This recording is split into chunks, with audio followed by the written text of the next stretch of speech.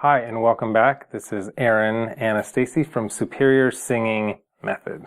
And this video is part of our series, The Psychology of Being a Singer, and the emphasis on the being part, like who do we have to be in order to become a great singer, to be successful as a singer. And honestly, all these principles of just to be successful in life, to make more money, to have stronger relationships, to be close to your dreams, all those things. I believe that's been my experience, and that's why I'm sharing it with you. So this is the 3 laws of becoming a singer. Now, these ideas come from a book, great book, if you want to check it out. It's called The 3 Laws of Performance. And so I'm basically taking those ideas and plugging them into what it looks like to be a singer within that context. So let's get started. The first one is, the first law is that our performance is based on how things occur to us. Okay, our performance is based on how things occur to us.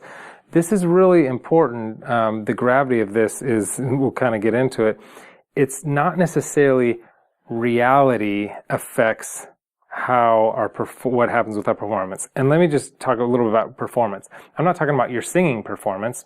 It could be your singing performance for sure, but I'm talking about any action and any step that you take in life ever is based on how a situation is occurring to you, how it seems to you, what it feels like to you massively affects the way that you, of what you do, the way that you interact with people, the actions you take.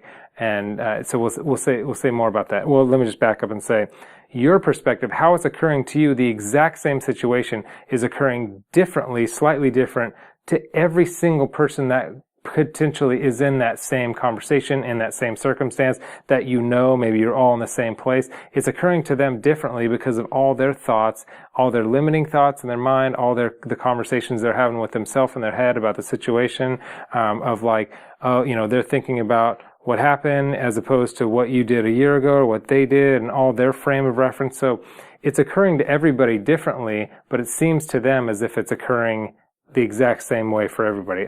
If I lost you there, just stay with me. Well, this will all make more sense.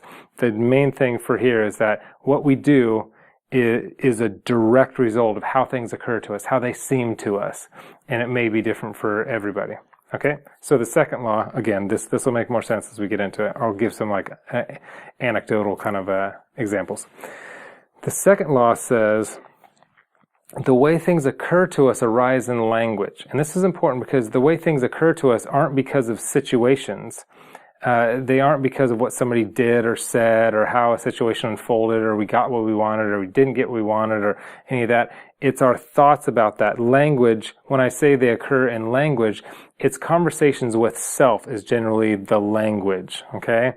So let me give you an analogy because I just in case I'm losing you here, just kind of bring it down to brass tacks here. Let's say I'm walking into a room, or you're walking into a room, and in that room are people that you really look up to and respect. Let's say, they've got more money or they've got more success or maybe they're the gatekeepers for an industry that you want to be in or whatever it is. They're just like, in your world, they're important people. I believe everybody's equal, but you know what I'm saying. There's people that seem more important because they're, for whatever reason.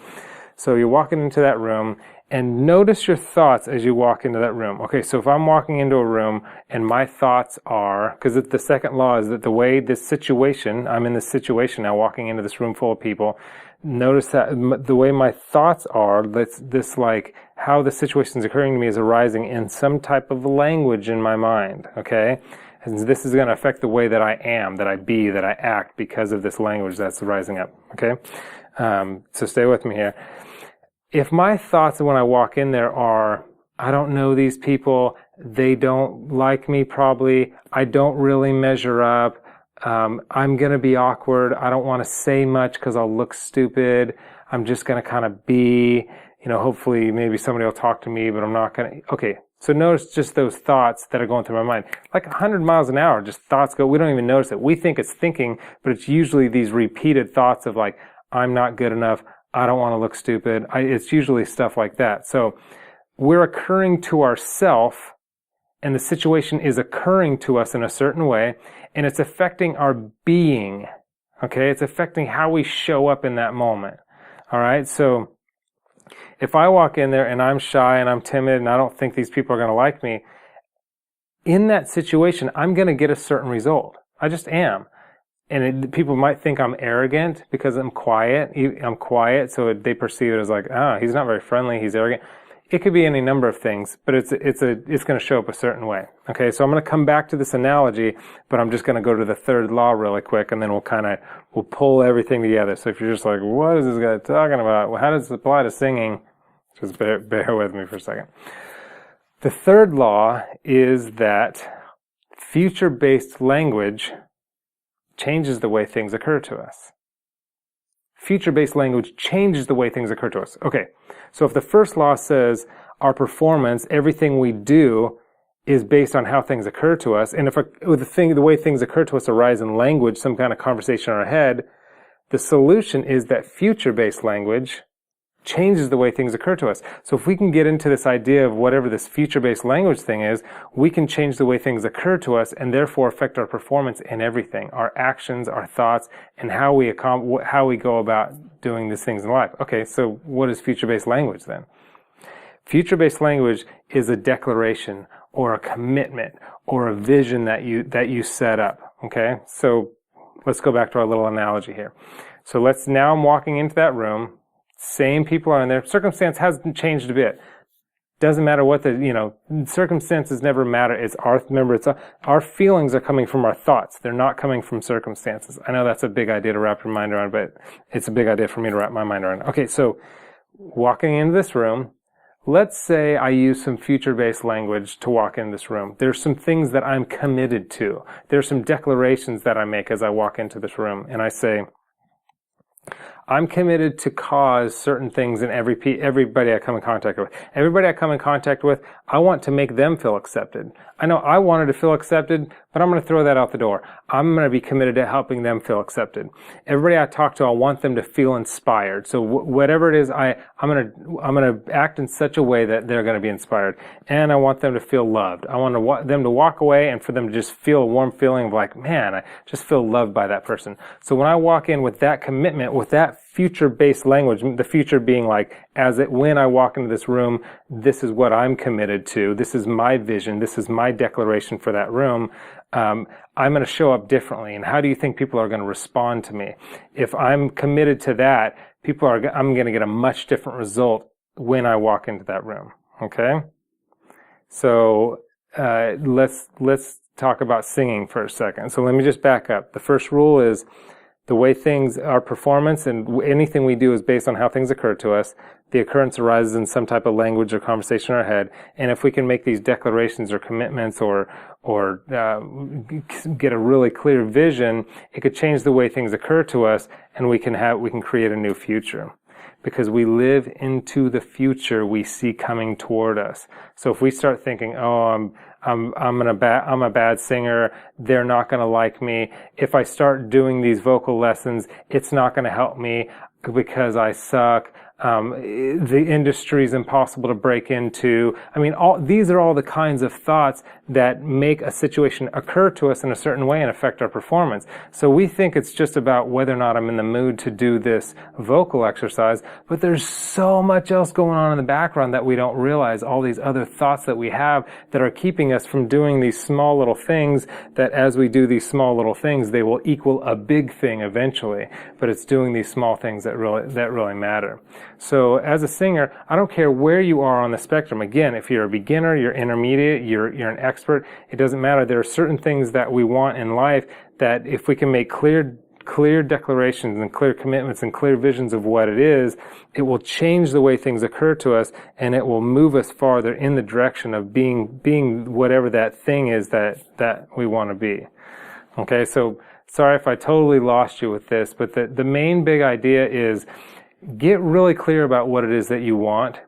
And that's no small task. We avoid getting clear, and there's a reason for that, because the clearer we get, the more accountable we feel, and the more scared we are, because the more we are at risk and at stake.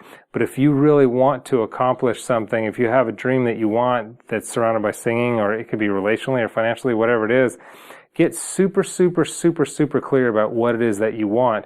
and make a vision and even a time goal for what that is. Let me give you one quick example and then we'll wrap up here. My wife and I, we were $30,000 in debt. That's a lot of debt. And so we had decided we were committed to getting out of debt by her birthday. And her birthday, my wife's birthday, was going to be 9 months from that time. That's a lot of money to get out of debt in that short of time, but we were just like, we're going to do this. We're going to figure out how to do this. And so once we made that deck, this is that future-based language. Once we made, okay, this is what we're committed to. Debt-free, total freedom, no more masters, when we owe somebody, they become like our masters to some degree. This is what we want. It's a compelling vision. This is the future we see, and we're going to live into this future. And 9 months later, we were completely debt-free. Because once we got in action, all these other options and opportunities started popping up that we didn't see in the moment, but as we got into action and began to move forward with that commitment toward that thing, it came to fruition. So those are the 3 laws of becoming a singer. I mean, those are the 3 laws of performance, but anything that you want surrounding singing, these 3 laws could really serve you in order to get what you want and accomplish the dreams that you have.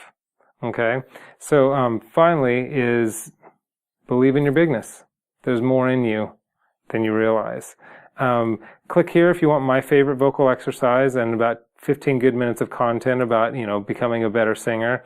And also click that link, or it's the link below. Subscribe if you haven't yet for all the videos that I do. And leave me a comment, because I am writing a book about the psychology of being a singer, and I'd love your input and your feedback on that, because I would like to write it as a part of my community here and really serve my community in that way. So thanks for watching, and I'll see you next time. Bam.